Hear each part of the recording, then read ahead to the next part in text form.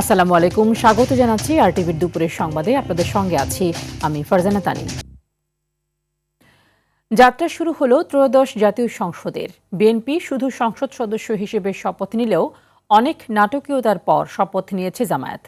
গণতন্ত্রের এই যাত্রায় জাতীয় সংসদের শপথ কক্ষে 2 দফায় শপথ নেন তারা। পরে বিএনপির সংসদীয় কমিটির সভায় সর্বসম্মতিক্রমে সিদ্ধান্তে তারেক রহমানকে প্রধানমন্ত্রী ও সংসদীয় দলের নেতা নির্বাচিত করা হয়।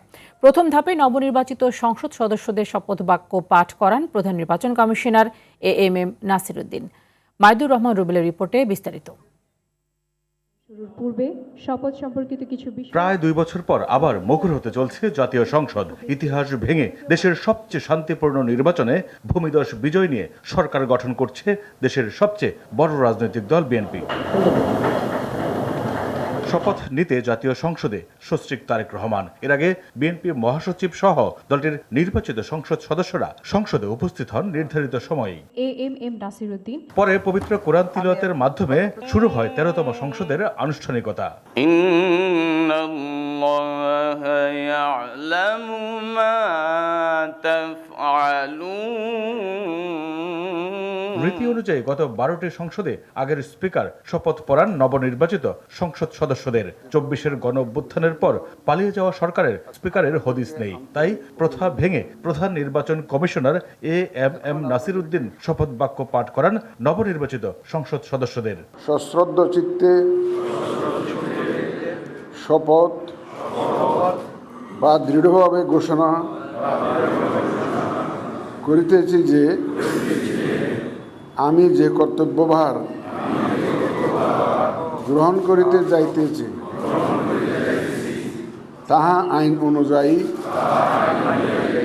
ও বিশ্বস্ততার সহিত পালন করিব। শপথ অনুষ্ঠানে তারেক রহমানের স্ত্রী জুবাইদা রহমান ও কন্যা জাইমা রহমানকে দেখা যায়। দানকারী জনাব এমএম নাসিরউদ্দিন স্যারকে। যদিও শপথ অনুষ্ঠান শুরুর আগে নিজেদের অবস্থান পরিষ্কার করেন সালাউদ্দিন আহমদ। গণভোটের রায় অনুযায়ী সংবিধান সংস্কার পরিষদ গঠিত হলে সেটা সংবিধানে আগে ধারণ করতে হবে এবং সংবিধান সংস্কার পরিষদের সদস্যকে কে শপথ নেয়াবেন সেটা বিধান করতে হবে। পরে শপথ গ্রহণ করেন বাংলাদেশ জামায়াত ইসলাম। সংবিধান সংস্কার পরিষদের শপথ বিএনপির এমপিরা না নিলেও 2টি শপথ নিয়েছে জামায়াত। বাংলাদেশের প্রতি অকৃত্রিম বিশ্বাস ও আনুগত্য পোষণ করিব। প্রথম দফায় অংশ নিতে না পেরে বিএনপির সংসদ সদস্য ইশরাক হোসেন ও স্বতন্ত্র এমপি ব্যারিস্টার রুমিন ফারহানা শপথ নেন দ্বিতীয় দফায়। তবে সংবিধান সংস্কার পরিষদের শপথ শুরু হলে বেরিয়ে যান এই 2 সংসদ সদস্য। পরিচালনার জন্য বিনীতভাবে অনুরোধ করছি। অনেক নাটকীয়তার পর সবশেষ সংসদ সদস্য এবং সংবিধান সংস্কার পরিষদ 2টি শপথই নেয় এনসিপির 6 সংসদ সদস্য। সংবিধান সংস্কার পরিষদ সদস্য হিসাবে যে কর্তব্যভার গ্রহণ করিতে যাইতেছি তাহা আইন অনুযায়ী ও বিশ্বস্ততার সহিত পালন করিব। মাইদুর রহমান রুবেল, আরটিভি, ঢাকা। দেশ এবং শান্তি শৃঙ্খলার উন্নয়নের পাশাপাশি বিনিয়োগ বৃদ্ধি সহ ভালো সমাজ ব্যবস্থা গঠনে ভূমিকা রাখতে চান নবনির্বাচিত সংসদ সদস্যরা। সকালে জাতীয় সংসদ ভবনে শপথ ভবনে অনুষ্ঠানে এসে সংসদ সদস্যরা এসব কথা বলেন। আগামীতে যাতে নির্বাচন সুষ্ঠুভাবে অনুষ্ঠিত হয় সেদিকেও গুরুত্ব দেবেন তারা। আরও জানাচ্ছেন এআর বাদল। ত্রয়োদশ জাতীয় সংসদ সদস্যদের শপথ অনুষ্ঠান ঘিরে মঙ্গলবার সকাল থেকেই উৎসবমুখর হয়ে ওঠে জাতীয় সংসদ ভবন এলাকা। 10টা বাজার আগেই সংসদ ভবনে আসতে থাকেন নবনির্বাচিত সদস্যরা। এ সময় গণমাধ্যমকে তাদের প্রতিক্রিয়া জানান। অনুভূতি অত্যন্ত চমৎকার। একটা গণতান্ত্রিক পরিবেশে বাংলাদেশে বহুদিন পরে নির্বাচন অনুষ্ঠান হয়েছে। একটা নির্বাচনের জন্য আমরা বহুদিন মুখিয়েছিলাম। একজন জনগণের ভোটে নির্বাচিত সংসদ হিসাবে মাথা উচ্চ করে সংসদে প্রবেশ করতে যাচ্ছে। আপনারা দোয়া করবেন। প্রত্যাশা বাংলাদেশের উন্নয়ন, প্রত্যাশা বাংলাদেশের শান্তি শৃঙ্খলার উন্নয়ন, বাংলাদেশের বিনিয়োগ বৃদ্ধি এবং একটা ভালো স্মুথ সমাজ। দ্রব্যমূল্যের ঊর্ধ্বগতিতে নাভিশ্বাস ছিল মানুষের জীবনযাত্রা, কিন্তু এবার আমরা আশা করি যে মানুষের যে চাহিদা, মানুষের যে প্রত্যাশা, সেই প্রত্যাশা পূরণের জন্য আমরা কাজ করবো ইনশাআল্লাহ। এটাও ভুলে গেলে চলবে না যে আমাদের 30% মানুষের কোনো রিপ্রেজেন্টেশন, মিনিমাম 30% মানুষের রিপ্রেজেন্টেশন এই সংসদে থাকবে না, সেটাও আমাদের মাথায় রেখেই সংসদটাতে বসতে হবে, চলতে হবে। মানুষের ব্যালটের প্রতি আমাদের আস্থা এত কম কেন? মানুষ তার জবাব সবসময় সঠিকভাবে দেয়। অনেকে বলেন দেশ গঠনের পাশাপাশি আগামী নির্বাচন ব্যবস্থা যাতে ফ্যাসিবাদী আমলের মতো না হয় সে বিষয়েও নজর দিবেন তারা। আমাদের জননেতা তারেক রহমানের নির্দেশ যে একটা দুর্নীতিমুক্ত বাংলাদেশ করতে হবে।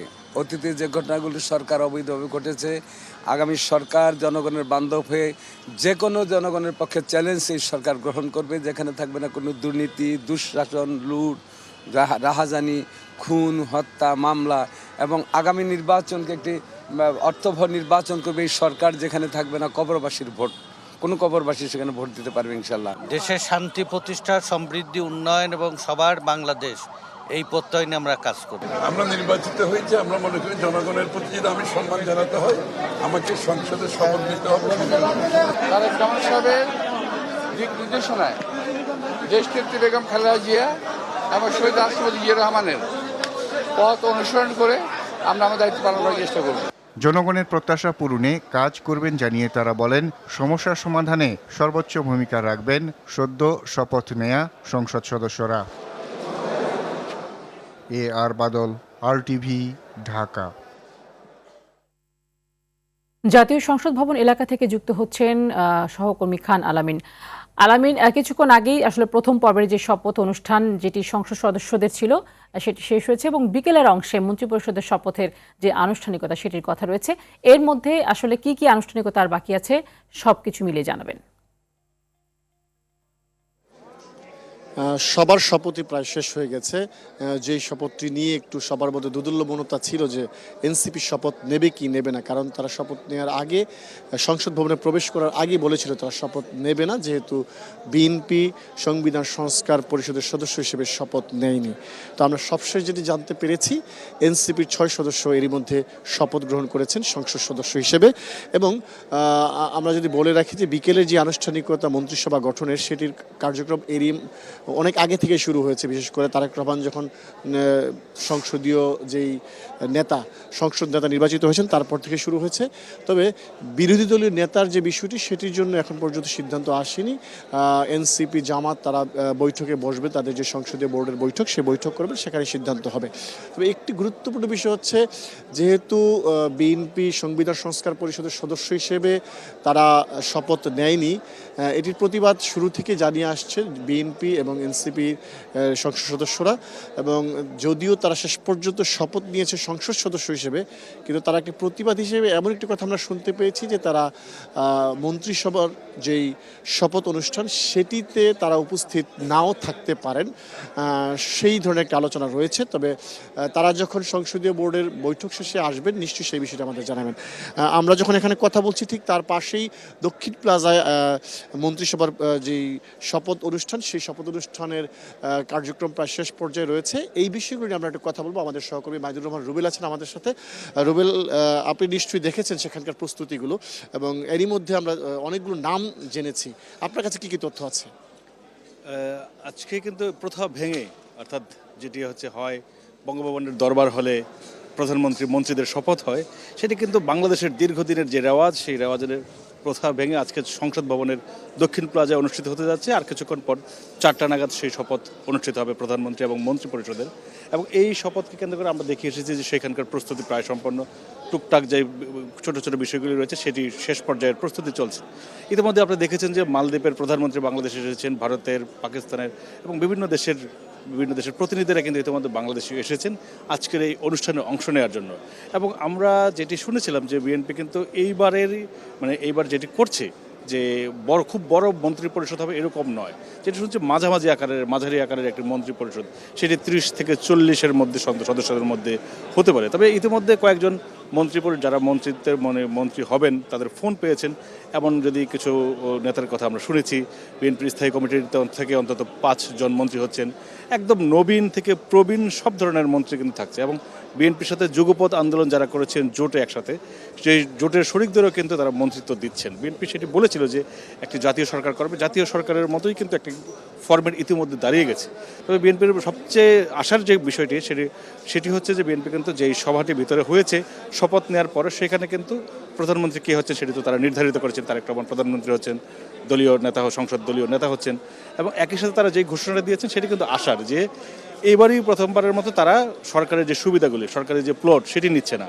এবার সরকারের যে গাড়ির জন্য বরাদ্দ পাওয়া যায় আমদানির জন্য শুল্কমুক্ত, সেটি কিন্তু তারা নিচ্ছে না। এটি কিন্তু একটি পজিটিভ রাজনীতির সাইন এবং এটি যদি বজায় রাখে সেক্ষেত্রে কিন্তু দেশের উন্নতি বা উন্নয়ন খুব সহজ।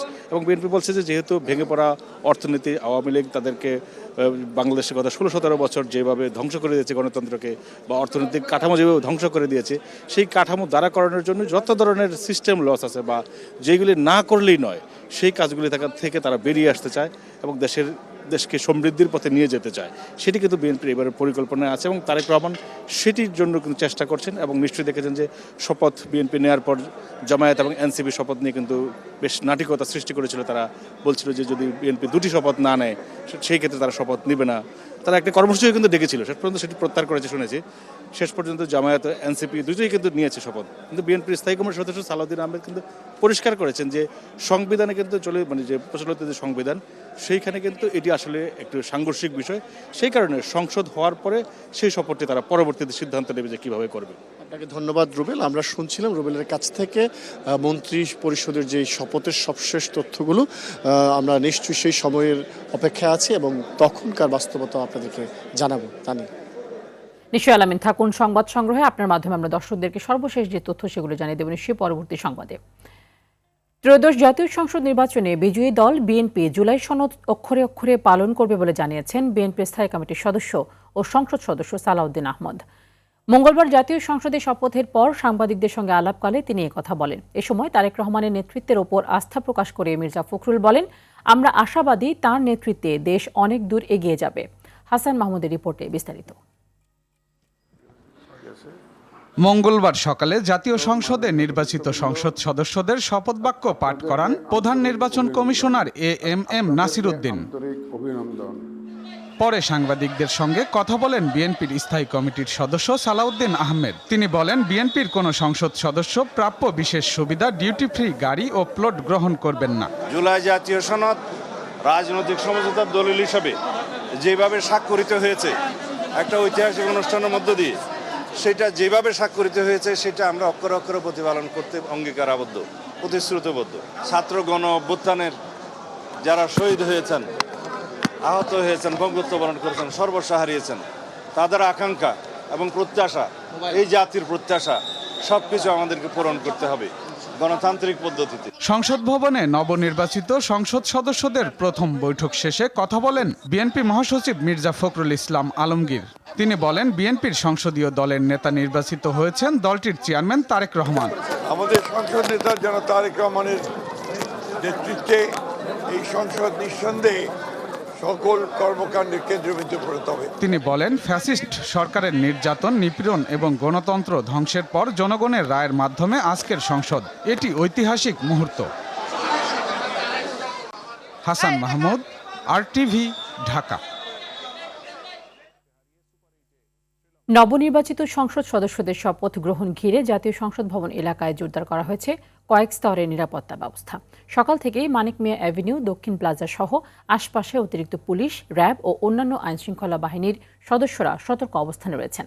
এদিকে ঐতিহাসিক মুহূর্তে সাক্ষী হতে পেরে নেতাকর্মী আর উৎসুক মানুষ জানাচ্ছেন উচ্ছ্বাস, প্রত্যাশা, গণমানুষের হয়ে কাজ করবেন সংসদ সদস্যরা।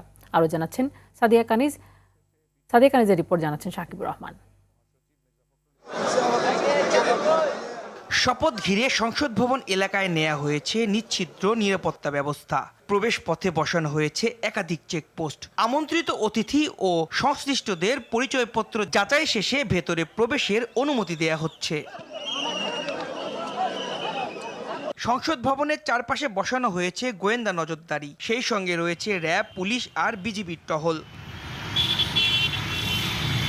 বিদেশি অতিথিদের জন্য নেওয়া হয়েছে বাড়তি নিরাপত্তা ব্যবস্থা। শপথকে কেন্দ্র করে ঢাকা সহ দেশের নানা প্রান্ত থেকে এসেছেন সাধারণ মানুষ। সকাল থেকেই সংসদ ভবন এলাকায় ভিড় করেন বিভিন্ন দলের নেতাকর্মী ও সমর্থকরা। নির্বাচিত পছন্দের এমপিকে শুভেচ্ছা জানাতে অপেক্ষা তাদের। উৎসুক জনতার উপস্থিতিতে মুখর হয়ে উঠেছে পুরো এলাকা। ইনশাআল্লাহ আগামীতে আরো বড় দৃষ্টান্ত স্থাপন করবেন। বাংলাদেশের মানুষ আমাদের চেয়েছিল কি চেয়েছিল না সেটা শেখ হাসিনা কখনো সুষ্ঠু গণতান্ত্রিক ধারা দেয়নি, কখনোই সুষ্ঠু নির্বাচন হয়নি, যে কারণে আমরা এখানে আসতে পারিনি। নবনির্বাচিত এমপিরা গাড়ি বহর থেকেই হাত নেড়ে গ্রহণ করছেন শুভেচ্ছা। দীর্ঘদিনের সংকট নিরসনে কাজ করবেন ভোটের মাধ্যমে নির্বাচিত সংসদ সদস্যরা, প্রত্যাশা সাধারণ মানুষের। 15 বছর পর একটা সুষ্ঠু নির্বাচনের পরে যারা নির্বাচিত হয়েছেন পরবর্তী 5 বছরের দেশটাকে সুন্দর করে চালিয়ে নিয়ে যাবে। সবারই একটা আশা ছিল যে নতুন বাংলাদেশ যে বিনির্মাণ হচ্ছে সেখানে সবাই যার যার ভোট যাকে খুশি তাকে দিবে। ঐতিহাসিক মুহূর্তে সাক্ষী হতে পেরে আপ্লুত অনেকেই। আগামী সরকার হবে জনগণের, এমন প্রত্যাশা সবার। সাকিবুর রহমান, RTV, ঢাকা। জাতীয় সংসদ ভবনের মানিক মিয়া অ্যাভিনিউ এলাকায় রয়েছেন আমাদের সহকর্মী সাদিয়া কানিজ, সেখান থেকে সরাসরি যুক্ত হচ্ছেন তিনি। সাদিয়া, শপথ অনুষ্ঠান ঘিরে নিরাপত্তা ব্যবস্থা কেমন দেখছেন এবং এই শপথ অনুষ্ঠানকে কেন্দ্র করে যারা সেখানে সমবেত হয়েছেন সাধারণ মানুষ এবং নেতাকর্মী তাদের প্রতিক্রিয়া কি?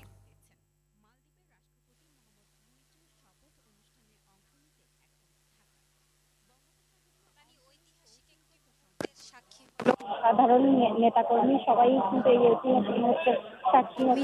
কিন্তু এই ঐতিহাসিক মুহূর্তের সাক্ষী হলো। আজ শপথ অনুষ্ঠান খানিকক্ষণ আগেই কিন্তু সংসদ সদস্যদের শপথ অনুষ্ঠান শেষ হয়েছে এবং এরপরে আপনি জানেন যে মন্ত্রিপরিষদের শপথ অনুষ্ঠান হবে।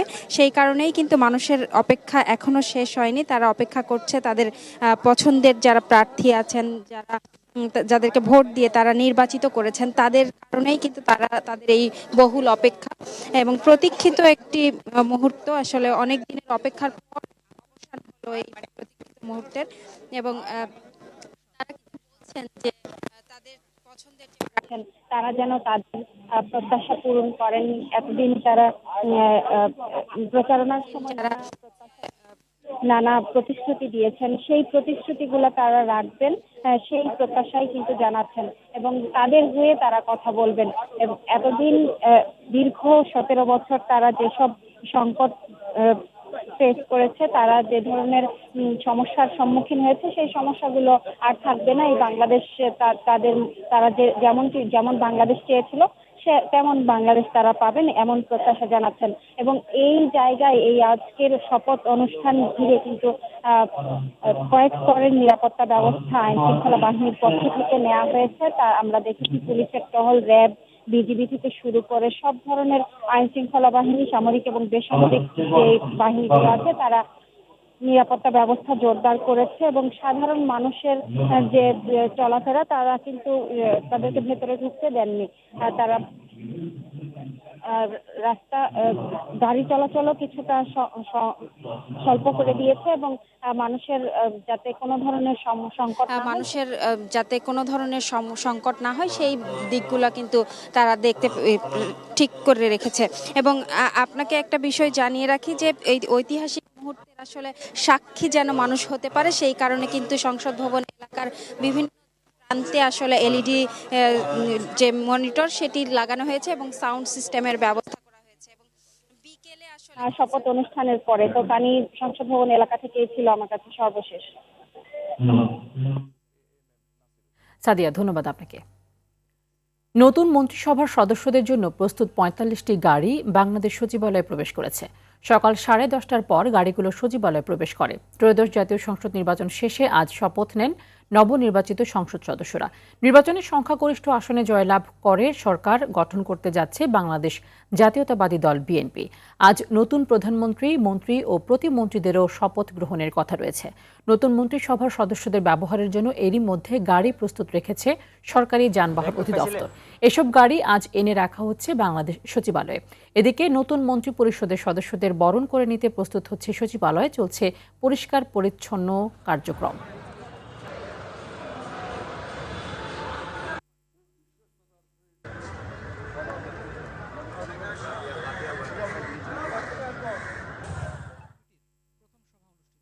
জুলাই গণ অভ্যুত্থানে সংঘটিত মানবতাবিরোধী অপরাধের মামলায় ওবায়দুল কাদের সহ কার্যক্রম নিষিদ্ধ আওয়ামী লীগ ও দলটির অঙ্গ সংগঠনের শীর্ষ ৭ নেতার বিরুদ্ধে আনুষ্ঠানিক বিচার শুরু হয়েছে আজ। প্রসিকিউশনের লিখিত সূচনা বক্তব্যের পর নেওয়া হচ্ছে প্রথম সাক্ষীর সাক্ষ্য। আন্তর্জাতিক অপরাধ ট্রাইব্যুনাল ২ এর চেয়ারম্যান বিচারপতি নজরুল ইসলাম চৌধুরী নেতৃত্বাধীন ৩ সদস্যের বিচারিক প্যানেলে চলছে এই কার্যক্রম। এর আগে এই ট্রাইব্যুনালেই জুলাই আন্দোলনে কুষ্টিয়ায় ৬ জনকে হত্যাসহ ৮ অভিযোগে জাসদ সভাপতি হাসানুল হক ইনুর মামলায় সাফাই সাক্ষ্য গ্রহণের জন্য ২২ ফেব্রুয়ারি দিন নির্ধারণ করা হয়। এছাড়াও এই ট্রাইব্যুনালে আরও একটি মামলার বিচার কাজ হবার কথা রয়েছে। সকালে ইনু সহ এসব মামলায় গ্রেফতার মোট ৭ আসামিকে ট্রাইব্যুনালে আনা হয়েছে।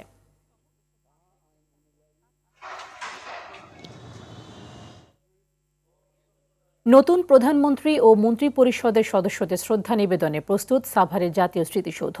ধুয়ে মুছে রং তুলির আঁচড় আলোকসজ্জায় সাজানো হয়েছে জাতীয় স্মৃতিসৌধকে, বসানো হয়েছে সিসি ক্যামেরা। জাতির শ্রেষ্ঠ সন্তানদের শ্রদ্ধা জানাতে আসবেন প্রধানমন্ত্রী ও মন্ত্রী পরিষদের সদস্যরা। এর আগে ১৫ ফেব্রুয়ারি থেকে স্মৃতিসৌধে জনসাধারণের প্রবেশে নিষেধাজ্ঞা জারি করা হয়েছে।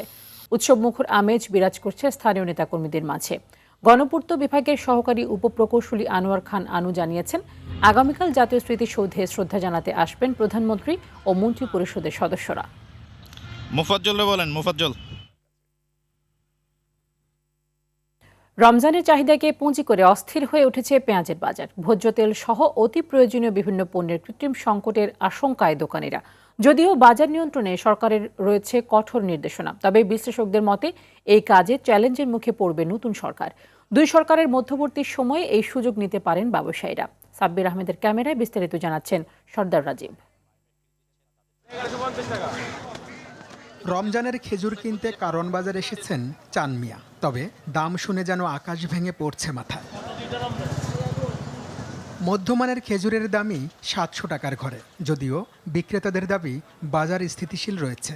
আমরা তো নিম্ন আয়ের মানুষ, আমরা যত কম দামে জিনিস খুঁজি ওটাই যাতে ভালো হয়। আমার যে ১,০০০ টাকা আছে ১,২০০ টাকা আছে, তো আমাদের পক্ষে সম্ভব না। চাহিদা মতন মানুষ নিতেছে, আর খেজুরের দামও কম আছে। মুদি সামগ্রীর দর প্রায় অপরিবর্তিত থাকলেও চোখ রাঙাচ্ছে ভোজ্য তেল। কৃত্রিম সংকটে দাম বাড়ার আশঙ্কায় দোকানিরা। কোম্পানি এটার একটা বাজারটা একটু ক্রাইসিস করার চিন্তা ভাবনা করতেছে। আমরা তো মধ্যবিত্ত, আমাদের আরো বেশি অসুবিধা। রোজা ইস্যুতে সবচেয়ে বেশি প্রভাব পড়েছে পেঁয়াজের দামে।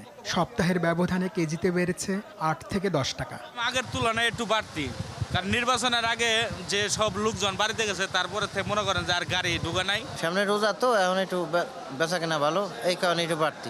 বাজার নিয়ন্ত্রণে কোম্পানি সিন্ডিকেট ভাঙার পাশাপাশি পরিবহন চাঁদাবাজি বন্ধের দাবি ক্ষুদ্র ব্যবসায়ী নেতাদের। পাবনায় পেঁয়াজ উঠেছে, আমরা যে খবরটা পেয়েছি, ট্রাকের মাল যখন উঠায় তখন ২০০ টাকা করে পার বস্তায় তাকে টোল দিতে হচ্ছে। রাস্তায় বিভিন্ন জায়গার মধ্যে একটা টাকার দিতে হয় ট্রাকওয়ালাদেরকে। কমিটি সিন্ডিকেট যারা করবে এদের গ্রাহকের জন্য ভালো সিন্ডিকেট করতে দেব না আমরা ইনশাআল্লাহ।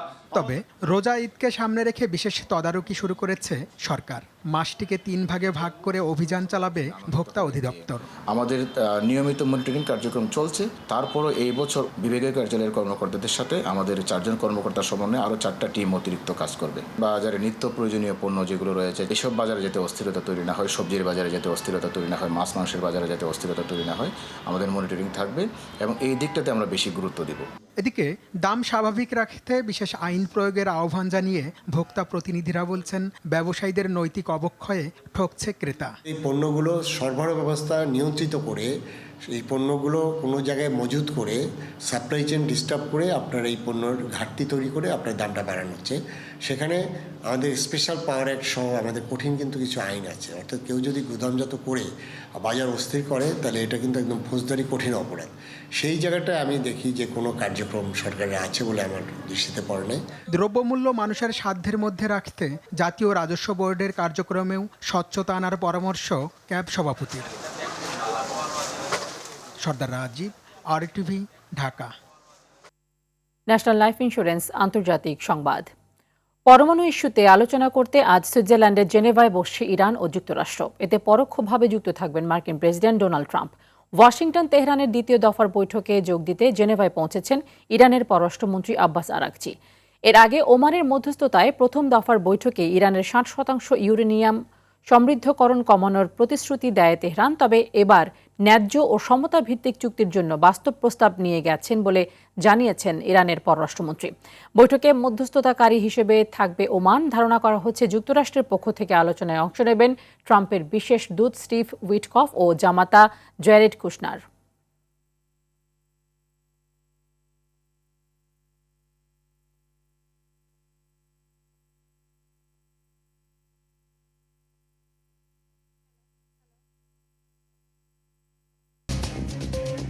দুপুরের সংবাদ এ পর্যন্তই। জেলার সংবাদ বিকেল 4:45টায় দেখার আমন্ত্রণ রইল। ধন্যবাদ সবাইকে।